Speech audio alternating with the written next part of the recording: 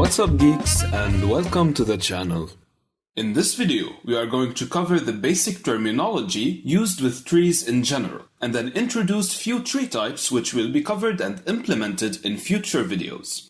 So, trees are essentially a bunch of connected nodes, like this. And a node is basically a structure that stores our data and a reference to other bunch of nodes, which are its children. Now, if node B is a child of A, then A will be the parent of B. Same applies to all of its children. And if two nodes have the same parent, in this case node B and E, then these nodes are said to be siblings. If a node does not have any child, then it is called a leaf node. In our tree, C, D, F, G, and I are leaf nodes, and just like a linked list, we don't actually need to store the whole tree to use it. All we need is the top node, or the root node, which will grant access to all other nodes of the tree.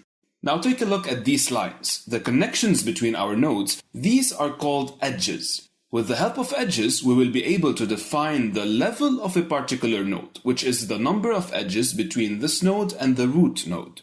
Let's take node H. In this example, and as you can see, we have two edges between this node and our root A, which means that the level of H equals 2.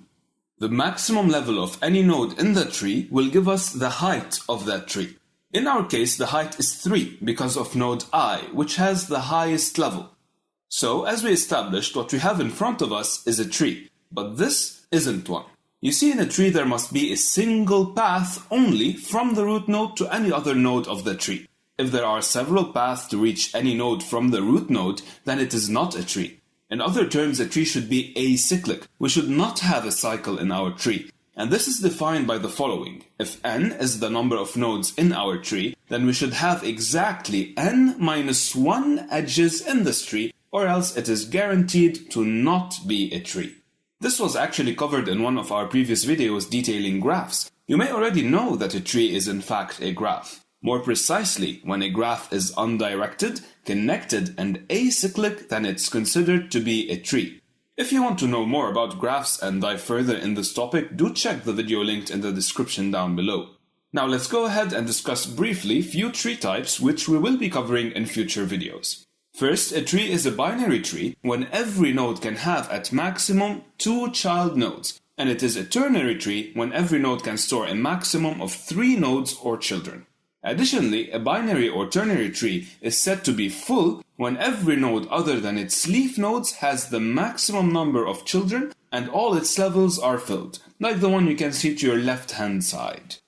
And these trees are said to be complete when every level, except possibly the last, is completely filled and all the nodes are as far to the left as possible.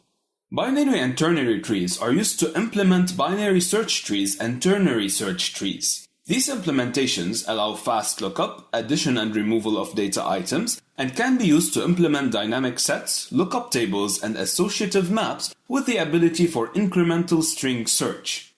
However, you see, one problem faced with the binary search tree implementation, for example, is that in order to work, the left child or subtree must be smaller than its parent, and the right child must be greater than it, just like the tree you can see. In this tree, all the items to the right of the root are greater than it, and all the items to the left of the root are smaller than it. And because of this condition, we may end up with a tree similar to the one in front of you. And this tree, well, it is basically a list. And because of this, we lost all the advantages that made us pick the binary search tree in the first place.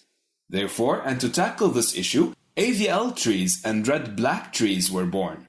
These trees will ensure and maintain the tree-like structure of our data. So the operations provided by the binary tree abstract data type will only get executed on balanced trees. And a tree is considered to be balanced when the difference between the heights of its left subtree and its right subtree does not exceed 1, given that both its left and right subtrees are balanced.